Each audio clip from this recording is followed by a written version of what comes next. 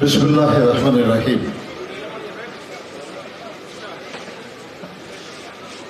বাংলাদেশের মহান স্বাধীনতার ঘোষক, বাংলাদেশের হতাশ মানুষদের বারবার পথ প্রদর্শনকারী, সাহস প্রদানকারী, নেতৃত্ব দানকারী নেতা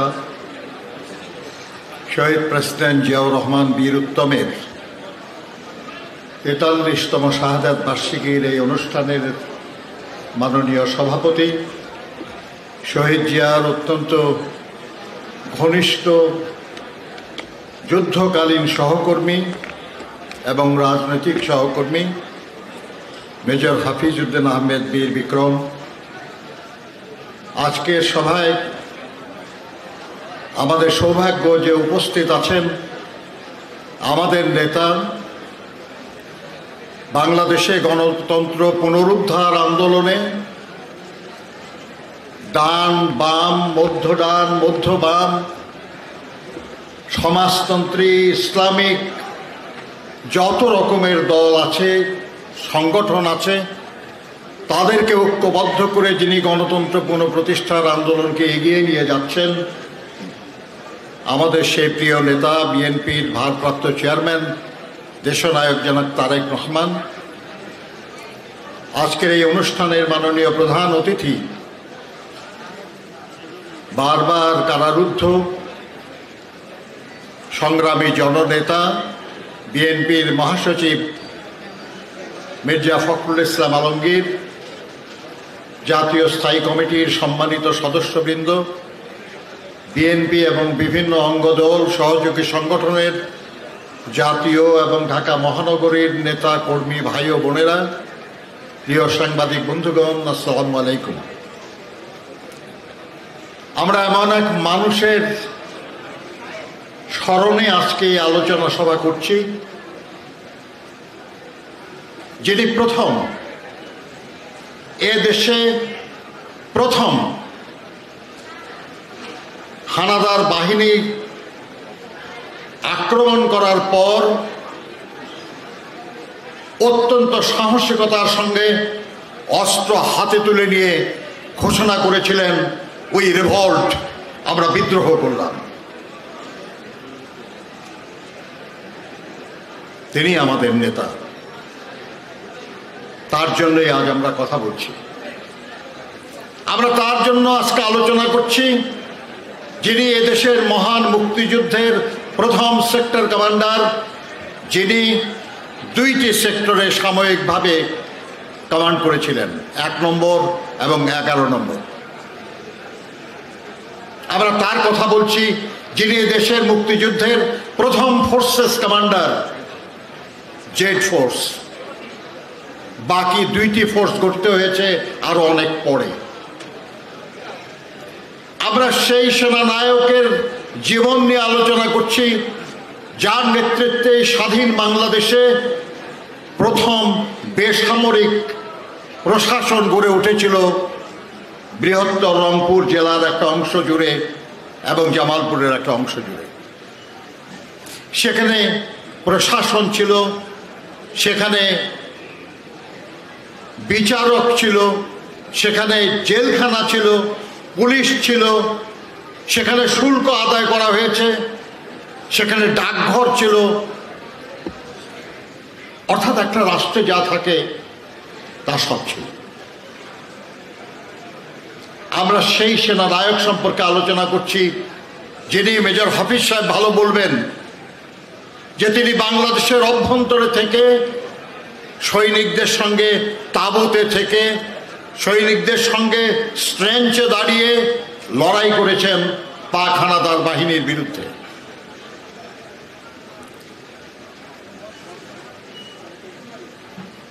তিনি স্বাধীনতার ঘোষণা দিয়েছেন, লড়াইয়ে যুক্ত হয়েছেন, বিজয় অর্জন করে আবার ব্যারাকে ফিরে গেছেন।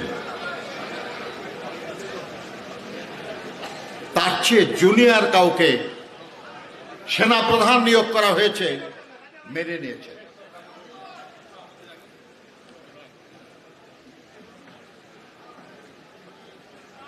1971-এর মার্চ মাসে জনগণ যখন কোনো দিক নির্দেশনা পাচ্ছে না, আক্রান্ত অবস্থায়, নিশ্চিত ধ্বংসের মুখে, তখন যে কণ্ঠ তাদেরকে আশ্বস্ত করেছিল, সাহস জুগিয়েছিল, আমি মেজর জিয়া বলছি। একইভাবে 1975 সালের 7ই নভেম্বর ওই একই কণ্ঠ পুনরায় এদেশের মানুষকে আশ্বস্ত করেছে, সাহস জুগিয়েছে, আমি মেজর জেনারেল জিয়া বলছি। বন্ধুরা আমার, শহীদ জিয়া ক্ষমতা দখল করেন নাই। এই সিপাহী জনতার বিপ্লব তাকে ক্ষমতার আবর্তে নিক্ষেপ করেছে। যখন সেই দায়িত্ব তার উপর বর্তিয়েছিল, সেই মুহূর্তে বাংলাদেশে কোনো মন্ত্রিসভা ছিল না, সেই মুহূর্তে কোনো সংসদ ছিল না, বাতিল করে দেওয়া হয়েছে আগেই। মাত্র 2 দিন বয়সী একজন রাষ্ট্রপতি ছিল মাত্র। সেনাবাহিনী, অন্যান্য বাহিনী, প্রশাসন সর্বক্ষেত্রে দারুণ বিশৃঙ্খল অবস্থা। কোন সাধারণ মানুষের পক্ষে ওই সময় দায়িত্ব গ্রহণ অসম্ভব ছিল। কিন্তু শহীদ জিয়া তো সাধারণ মানুষ ছিলেন না, তিনি ছিলেন অসাধারণ এক মানুষ। দেশপ্রেম, সাহসিকতা, সততা এবং নিষ্ঠা তাকে উদ্বুদ্ধ করেছে, তিনি দায়িত্ব গ্রহণ করেছেন। এবং দায়িত্ব গ্রহণ করে তিনি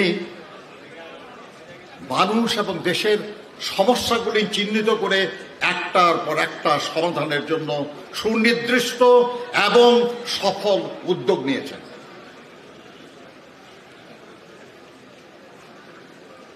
শহীদ জিয়া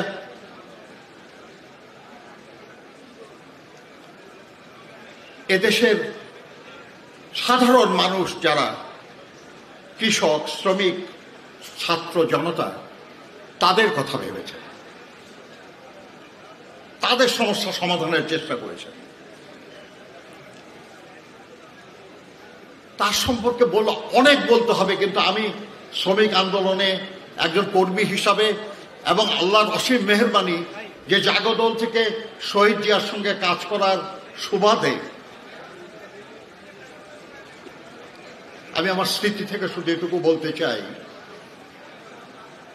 যে মানুষটি আমাদের সাধারণ মানুষদের বিচার বিবেচনার অনেক উপরে। তাকে সাধারণ হিসাবে বিবেচনা করা উচিত না। ভাবুন যে সমস্ত ক্ষমতা যখন তার হাতে, চাইলেই তিনি সমস্ত ক্ষমতা কুক্ষিগত করে রাখতে পারেন, তখন তিনি বহুদলীয় গণতন্ত্র উন্মুক্ত করে দিলেন। একজন সামরিক বাহিনী থেকে আসা মানুষ সংবাদপত্রের স্বাধীনতা তার অপছন্দ হওয়ার কথা, অন্তত অন্যান্য সামরিক শাসনদের আমরা দেখেছি তাই। কিন্তু এর আগে বাকশাল আমলে সব সংবাদপত্র বন্ধ করে দেওয়া হয়েছিল, তিনি সব উন্মুক্ত করে দিলেন। বাকশালের সময়ে বিচারপতি নিয়োগ এবং বরখাস্ত করার ক্ষমতা ছিল রাষ্ট্রপতির হাতে। তিনি রাষ্ট্রপতি হয়েও সেই ক্ষমতা নিজের হাতে রাখেন নাই, সুপ্রিম জুডিশিয়াল কাউন্সিলকে দিয়ে দিলেন।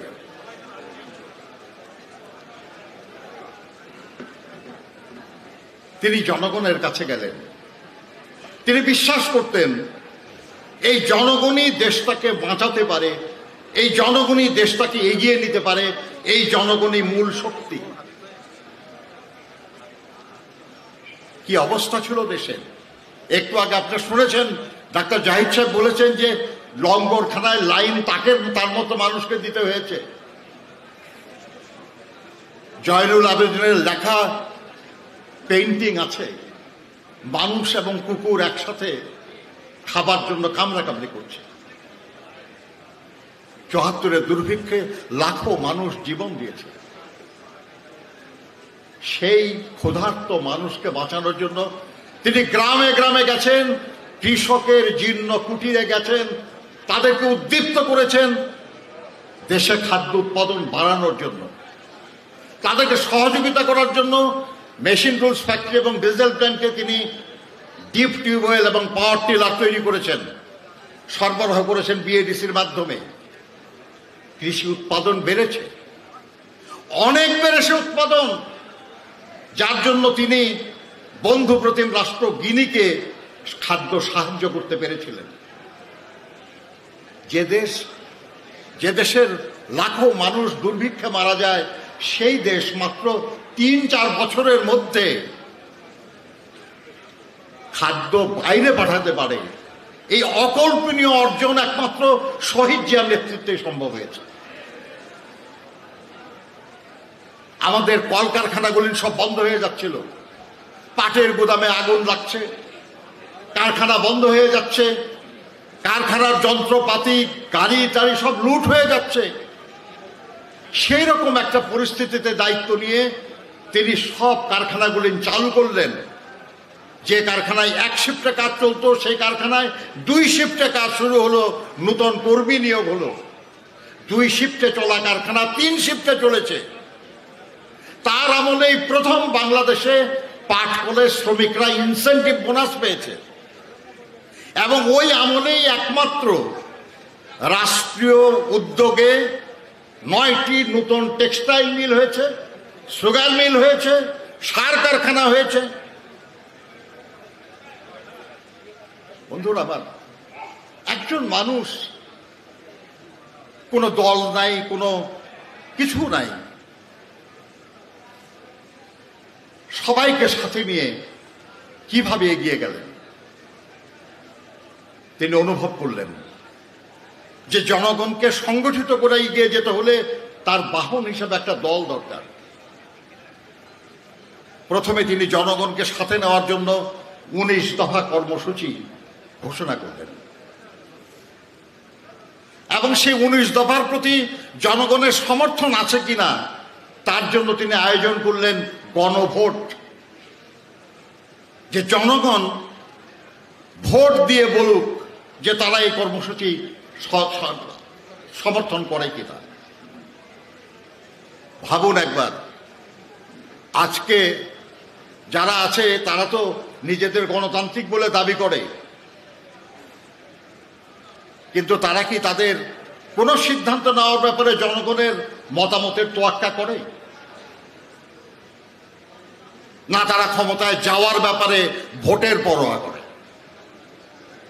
কিন্তু শহীদ জিয়া তিনি রাষ্ট্রপতি নির্বাচন করলেন।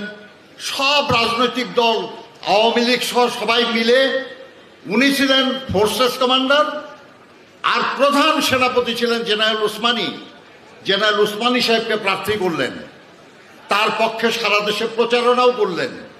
কিন্তু জনগণ শহীদ জিয়াকে চিনে ফেলেছে, তাদের বন্ধু হিসাবে মেনে নিয়েছে।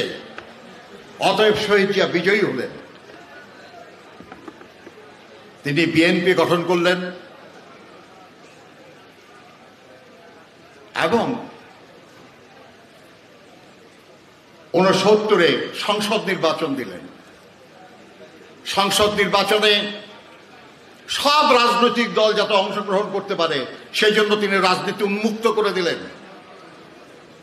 আওয়ামী লীগ নামে কোনো দল তখন ছিল না, কারণ আওয়ামী লীগের যারা নেতা তারাই সংসদে বিল পাশের মাধ্যমে তা বিলুপ্ত করে দিয়েছিল অন্য দলের সাথে। আওয়ামী লীগ নতুন করে রেজিস্ট্রেশন নিল শহীদ জিয়ার হাতে। সব দলকে নির্বাচনের সুযোগ দিলেন তিনি। অত রাজনৈতিক দল আর কোন নির্বাচনে অংশগ্রহণ করে নাই, এবং এত বেশি রাজনৈতিক দলের প্রতিনিধিত্ব আর কোন সংসদে ছিল না, যেটা 69-এর সংসদে ছিল। এটা বলা হয় যেটা একটা 79 সালে 79 নির্বাচনে আপনার সেই নির্বাচনে বিজয়ী হয়ে বিএনপি ক্ষমতায় এসেছে। 1991 সালে নির্বাচনে বেগম খালেদা জিয়া যখন বিজয়ী হয়ে এসেছেন, সেই নির্বাচনেও সব রাজনৈতিক দল অংশগ্রহণ করেছে।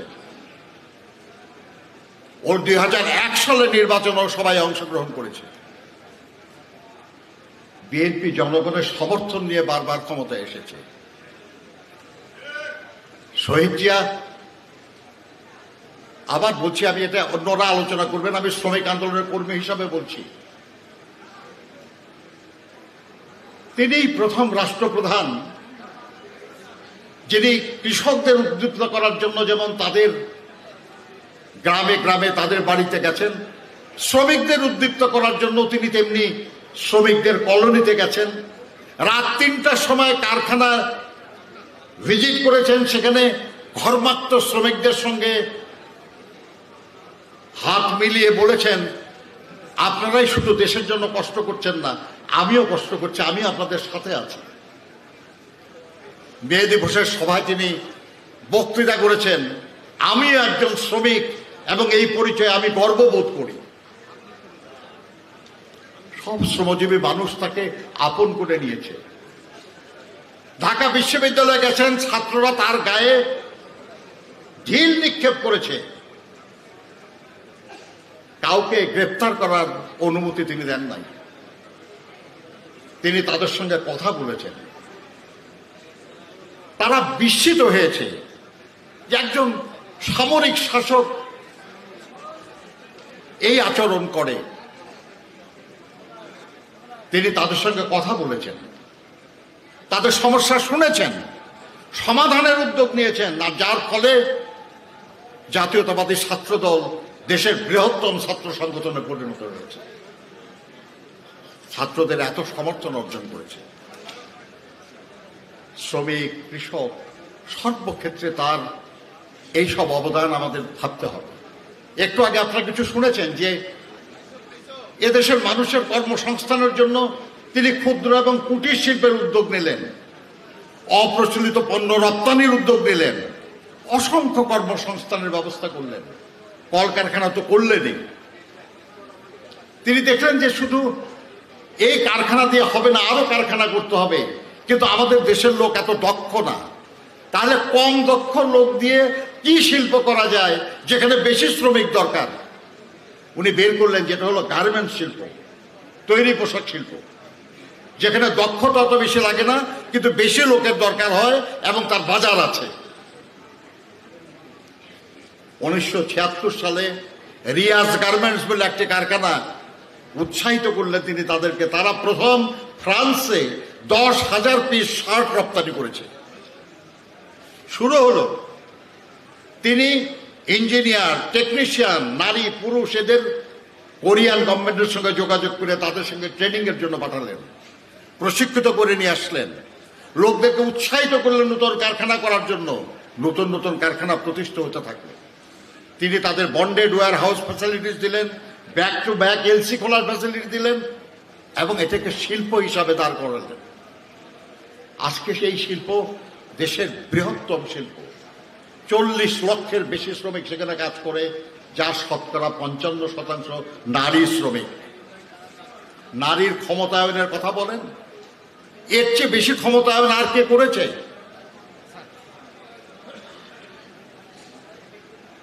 তিনি দেখলেন যে এই কর্মসংস্থানেও কাজ হচ্ছে না, আরো বেশি কর্মসংস্থানের সুযোগ দরকার।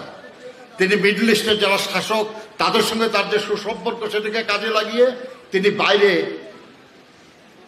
আমাদের শ্রমিক কর্মসংস্থানের ব্যবস্থা করলেন। 1976 সালে প্রথম মধ্যপ্রাচ্যের 7টা দেশে 8,500 শ্রমিক পাঠানোর মাধ্যমে তিনি যে সূচনা করেছিলেন, আজকে 1 কোটিরও বেশি শ্রমিক বাইরে কাজ করে আমাদেরকে বছরে বিপুল অঙ্কের টাকা পাঠায়, যা আমাদের জাতীয় বাজেটের 2 গুণ 3 গুণ। কার হাতে শুরু? যা নিয়ে আমরা গর্ব করি, যার উপর দাঁড়িয়ে আছে আমাদের এই অর্থনীতি, কৃষি, তৈরি পোশাক শিল্প, এবং প্রবাসী আয়, এই সব কিছুই তো শহীদ জিয়ার হাতে। তাকে তো মাথায় করে রাখা দরকার, সালাম করা দরকার প্রতিদিন। কিন্তু অকৃতজ্ঞ এই সরকারি দল যারা হিংসার বশবর্তী হয়ে তাকে সালাম না করে তার সমালোচনা করে, ওই পরিবারটাকে পর্যন্ত অপছন্দ করে। কারণ তারা যেখানে যেখানে ব্যর্থ হয়েছে, জিয়াউর রহমান তার প্রত্যেকটা ক্ষেত্রে বিজয়ী হয়েছে। তাদের ব্যর্থতার শেষ নাই, আর জিয়াউর রহমানের অর্জনের শেষ নাই। আরো বক্তারা আছেন, তারা বলবেন। আমি শুধু আপনাদের এইটুকু বলতে চাই যে আল্লাহর অসীম মেহেরবানি যে তার সঙ্গে কাজ করার সৌভাগ্য হয়েছে আমাদের। আমরা কাছে থেকে দেখেছি, কিন্তু আপনারা যারা কাছে থেকে দেখেন নাই, দয়া করে তার উপর লেখা বই পুস্তকগুলি পড়ুন, তার সম্পর্কে জানার চেষ্টা করুন। এমনি দল করেন বলে তাকে ভালোবাসেন, কিন্তু যত পড়বেন তার সম্পর্কে, যত জানবেন তার সম্পর্কে, তত বেশি ভালোবাসবেন তাকে, তত বেশি শ্রদ্ধা করবেন তাকে। কারণ তিনি তেমনই একজন শ্রদ্ধা পাওয়ার যোগ্য মানুষ ছিলেন। মহান আল্লাহ তাআলা তাকে বেহেশত নসিব করুন। আর তার যে অসমাপ্ত কাজ সমাপ্ত করার দায়িত্ব যিনি নিয়েছিলেন, তাকেও আজকে বিনা চিকিৎসায় মৃত্যুর মুখে ঠেলে দেওয়া হচ্ছে আমাদের নেত্রী দেশনেত্রী বেগম খালেদা জিয়াকে। আমরা তার দীর্ঘায়ু কামনা করি, তার মুক্তি এবং রোগ মুক্তি কামনা করি। এবং তার এই অসুস্থ অবস্থার কারণে, কারাবন্দিত্বের কারণে আজকে সমস্ত দায়িত্ব যিনি হাতে তুলে নিয়েছেন এবং দিবা রাত্রি পরিশ্রম করে যিনি এই দলটাকে এবং এই আন্দোলনটাকে এগিয়ে নিয়ে চলেছেন, আমাদের সেই দেশনায়ক তারেক রহমানের প্রতিও আমাদের শ্রদ্ধা এবং আল্লাহর কাছে প্রার্থনা, আল্লাহ যেন তাকে সুস্থ রাখেন এবং দেশে ফিরে দেশের মানুষের দায়িত্ব নেওয়ার সৌভাগ্য দেন। আপনাদের সবাইকে ধন্যবাদ। আল্লাহ হাফেজ। বাংলাদেশ জিন্দাবাদ। শহীদ জিয়া অমর হোক। বেগম খালেদা জিন্দাবাদ।